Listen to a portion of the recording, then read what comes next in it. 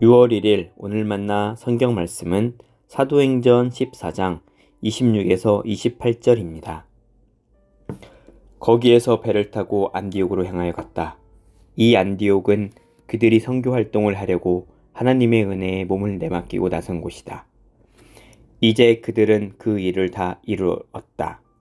그곳에 이르러서 그들은 교회 회중을 불러 모으고서 하나님께서 자기들과 함께 행하신 모든 일과 하나님께서 이방 사람들에게 믿음의 문을 열어주신 것을 보고하였다. 그들은 제자들과 함께 오랫동안 지냈다. 아멘. 오늘 만나러 만나주시는 하나님을 기대합니다. 바나바와 바울 일행은 드디어 첫 번째 선교 여행의 마지막에 이릅니다. 루스드라 여정은 각별히 위험천만했는데 이들을 방해하려던 인근의 유대인들이 몰려와 물리적 긴장감을 고조시켰습니다. 유대인들의 추동과 군중들의 분노가 뒤섞여 결국 바울은 돌에 맞아 반죽음 상태에까지 놓입니다.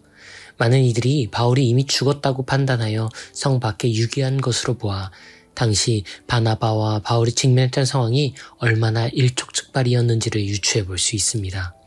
하나님의 기적적 보호였는지 바울의 탁월한 퍼포먼스였는지 정확히 알 수 없지만 바울은 죽지 않았고 몸을 털고 일어나 바나바와 함께 1차 선교 여행의 끝을 향해 갑니다.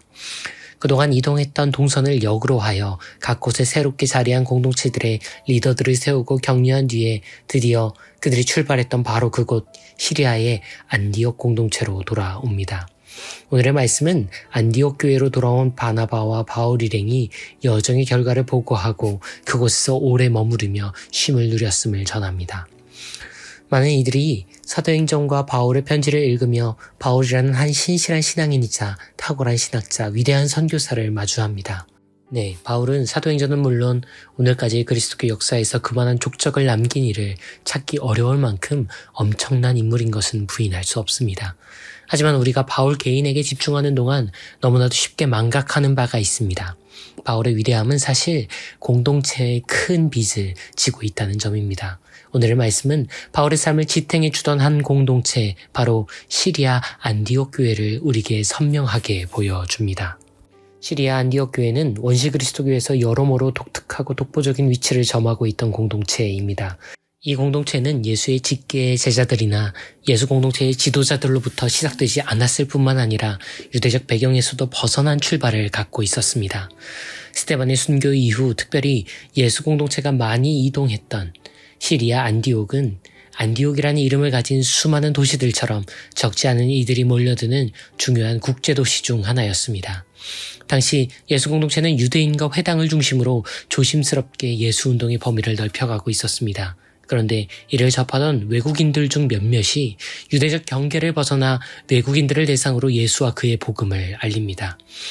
교회의 역사를 통해 우리가 주시하고 있는 바와 같이 유대 중심의 선교들은 대부분 그 한계가 분명했던 반면에 외국인들의 선교는 걷잡을 수 없이 활성화되기 시작합니다. 시리아 안디옥에서 일어난 외국인들의 예수 공동체는 놀라울 정도로 빠르게 사람들이 모여들었으며 아주 초기 단계에서부터 교회의 형태를 이루고 있었을 것이라고 유추됩니다.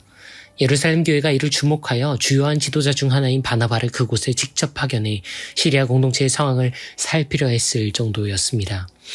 예루살렘의 사도들과 예수 공동체 지도자들은 시리아 안디옥 공동체를 교회로 인정할 수밖에 없었는데 그들 중 그 누구도 예상하거나 달성하지 못했던 그 놀라운 현상 그 자체야말로 사람이 아닌 성령 하나님의 일하심으로 간주되었기 때문입니다.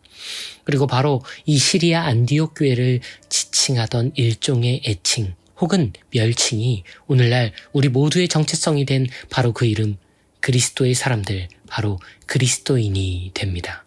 사도행전은 시리아 안디옥 교회가 쉽게 예수 공동체들 중 일부로 합류된 것처럼 묘사하지만 바울 편지 곳곳을 보면 시리아 안디옥 교회와 예루살렘 교회 및 유대계 구성원의 일부 사이에는 모종의 긴장관계가 있었음이 확인됩니다. 그럴 수밖에 없는 것이 시리아 안디옥 교회는 당시 유대주의의 맥락에선 절대로 도전하지 않았고 도전할 수 없었던 실험, 즉 유대인과 외국인의 연합 공동체를 시도하고 있었기 때문입니다. 이 안디옥 실험 공동체에 소통과 공감에 능한 바나바가 파견되고 바나바를 통해 한때는 박해자였지만 예수운동에 합류하여 재해에 묻혀 지내던 바울이 합류합니다. 제법 많은 사람들이 유대 민족주의를 뛰어넘는 보편적 그리스도교의 출발을 바울로 지목합니다. 하지만 사도행전은 아주 명확하고 분명하게 기록합니다. 바울을 통해 외국인 공동체가 시작된 것이 아니라 이미 시작된 외국인 공동체에 바울이 합류하게 되었음을 말이지요. 아울러 이 대목을 통해서도 우리는 시리아 안디옥 교회의 급진적이지만 따스한 하나님 나라 실험의 폭과 너비를 발견합니다. 박해자로 널리 알려진 바울은 예루살렘이나 다른 어떤 유대계 공동체에서도 자리를 잡을 수 없었습니다. 하지만 시리아 안디옥 교회는 달랐습니다. 그곳은 민족이나 피부색을 묻지 않았던 것처럼 출신이나 과거를 묻지 않았지요. 시리아 안디옥 교회는 예수를 통해 새로운 시공간을 창출하는 공동체였습니다. 그녀 혹은 그가 누구였던지는 중요하지 않습니다. 그녀 혹은 그가 예수로 인해 누가 될 것인지가 중요할 뿐이었지요. 공감의 선교사 바나바도 외국인의 사도 바울도 바로 이곳에서 태어났습니다. 두 사람 모두 선천적, 후천적으로 좋은 성품이나 탁월한 능력을 갖추었겠지만 그리스도교 첫 선교 여행의 선교사로 다시 태어나 훈련되어 선교를 마칠 수 있었던 것은 바로 이 시리아 안디옥 교회 덕분이었습니다. 사도행전을 얕게 읽으면 선교사 바나바와 바울이 자주 들른 곳으로 시리아 안디옥 교회를 이해할 수도 있습니다. 그러나 사도행전을 깊게 읽으면 바나바와 바울이 소속되었기에 시리아 안디옥 교회가 특별한 것이 아니라 시리아 안디옥 교회가 있었기에 바나바와 바울이 존재했다는 것을 확인할 수 있습니다.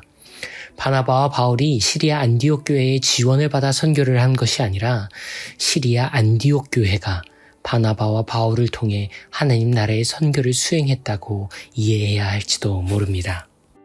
바로 그 시리아 안디옥 교회로 바나바와 바울이 귀환합니다. 오늘의 말씀은 시리아 안디옥 공동체를 이렇게 묘사합니다. 하나님의 은혜를 향해 몸을 내맡기도록 나설 수 있게 한 곳. 하나님 나라의 문이 활짝 열린 것을 온 교회와 회중이 함께 기뻐한 곳. 돌에 맞아 죽음의 문턱까지 닿았던 이가 돌아와 다음 여정 전까지 충분히 쉴 수 있었던 곳. 급진적이었지만 따스했고 천차만별이었지만 하나였던 곳. 은혜의 도약의 디딤판이 되어줄 곳. 하나님 나라를 다 같이 확인할 수 있는 곳. 지치고 무너진 삶이 안전히 쉬고 일어날 수 있는 곳. 시리아 안디옥에서 시작된 이 거룩하고 위대한 실험은 지금도 어떤 이들을 부르고 있답니다. 출신이 무엇이든 과거가 무엇이든 상관없습니다. 심지어 지금 어떠하든 상관없습니다. 중요한 건 앞으로 어떻게 살길 원하는가, 이후로 어떤 이름으로 불리길 원하는가이지요. 그러니 그리스도인 여러분, 지금 이 믿음의 실험에 함께 동참하시지 않겠습니까? 주님, 베드로가 시작한 것도 아니었네요. 바울이 고안한 것도 아니었고요. 당신이 시작하시고 당신이 준비하셨습니다. 당신이 움직이시고 당신이 성취하셨습니다. 시리아 안디옥에서 시작하신 이 하나님 나라 실험 아직도 하고 계시지요. 저희도 껴주세요. 그 실험에 오늘 여기에 그리스도인들을 모집하시는 분, 그리스도 예수님 그 이름으로 기도합니다. 이제 두 가지 제목으로 기도합니다. 시리아 안디옥에서 시작한 이 거룩한 하나님 나라 실험에 그리스도인된 우리 모두가 참여하도록, 이어서 노포특 광성교회와 이 땅의 교회들이 그리스도인들에게 출발과 도착이 되는 영혼의 고향, 존재의 항구가 될 수 있도록 기도하신 후에 개인의 기도로 경건을 이어갑니다.